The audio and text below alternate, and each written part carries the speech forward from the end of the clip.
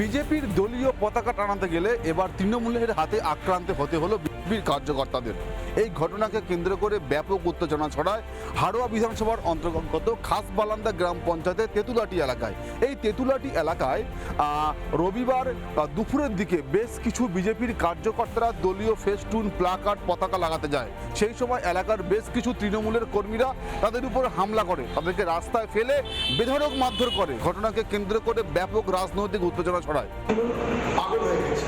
আজকে প্রধানমন্ত্রী যে বক্তব্য বলেই দিয়েছে পরিষ্কারভাবে, একটি তৃণমূলের বন্যা অবস্থান চুরপুটি কেউ বাইরে থাকলে সব ভেতরে চলে যেতে, 4 তারিখের পরে একটি তৃণমূলের কেউ থাকবে না।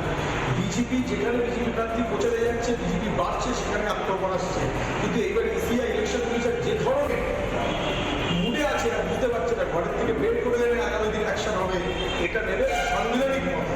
তার জন্য তৃণমূল তৈরি হবে। পুলিশ এলাকায় গিয়ে পরিস্থিতি নিয়ন্ত্রণে আনে। আহত বিজেপি কার্যকর্তাদের হাড়োয়া গ্রামীণ হাসপাতালে ভর্তি করা হয়। চিকিৎসা করার পর হাড়োয়া থানায় ঘটনার বিবরণ জানিয়ে লিখিত অভিযোগ দায়ের করা হয় বিজেপির পক্ষ থেকে।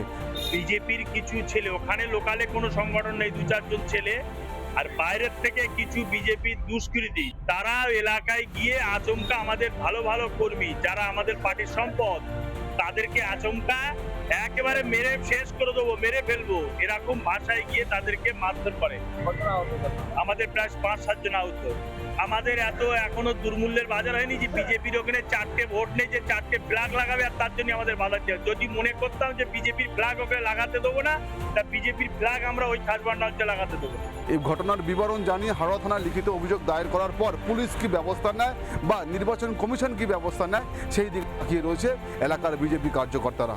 হাড়োয়া থেকে ক্যামেরায় অরিন্দমের সাথে অর্ণব মৈত্র, রিপাবলিক বাংলা। নানা ধরনের কন্টেন্ট দেখার জন্য লাইক করুন, শেয়ার করুন আমাদের ফেসবুক পেজ, সাবস্ক্রাইব করুন আমাদের ইউটিউব চ্যানেল। পাশাপাশি অন্যান্য ব্রেকিং নিউজের জন্য অবশ্যই চোখ রাখুন রিপাবলিক বাংলায়।